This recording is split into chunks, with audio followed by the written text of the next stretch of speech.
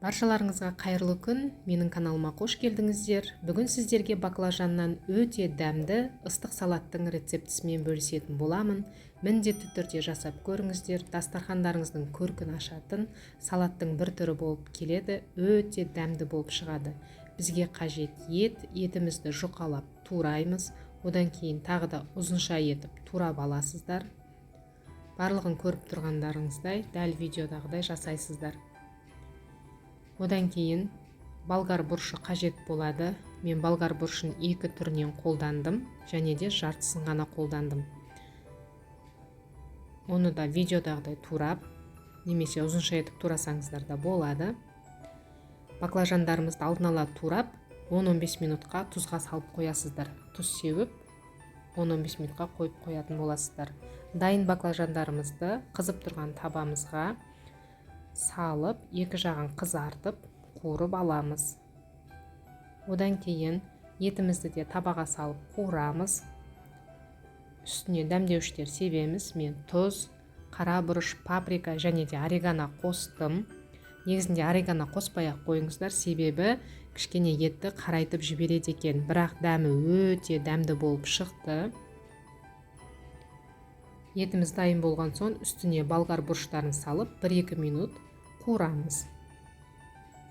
Бізде етіміз бен бұрышымыз дайын. Ендігі кезекте оның үстіне көк жуа мен кинза қосамыз.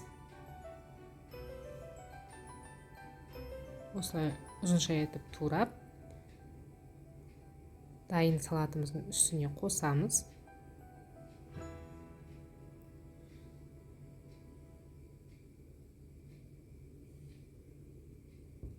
Ендігі кезекте қызанағымызды да турап салатымыздың үстіне қосатын боламыз. Видеодағыдай көріп тұрғандай бірнеше бөлікке бөліп қосасыздар. Тым қатты ұсақ етіп жібермеңіздер. Бізде міне дайын салатымыздың үстіне соевый соус қосамыз. Бұл жерде мен салаттың құрамына қарай көз мөлшерімен қосамын. Және де кисло-сладкий соус болса, соны қосыңыздар. Мен осында кисло-сладкий соус пайдаландым. Өте дәмді болып шығады. Тұз пайдаланбадым, себебі жаңағы соустың ішінде де тұз бар, және де етімізде де тұз бар болғандықтан тұз салмадым. Жақсылап араластырып, дайын салатымызды 1-2 сағатқа тоңазтқышқа қойып қойыңыздар. Тоңазтқышта тұрған соң тіптен дәмді болып шығады. Көріп тұрғандарыңыздай біздің салатымыз дайын. Міндетті түрде жасап көріңіздер. Өте дәмді болып шығады. Және де каналға тіркеліп, комментарий қалдырып, лайк басуды ұмытпаңыздар.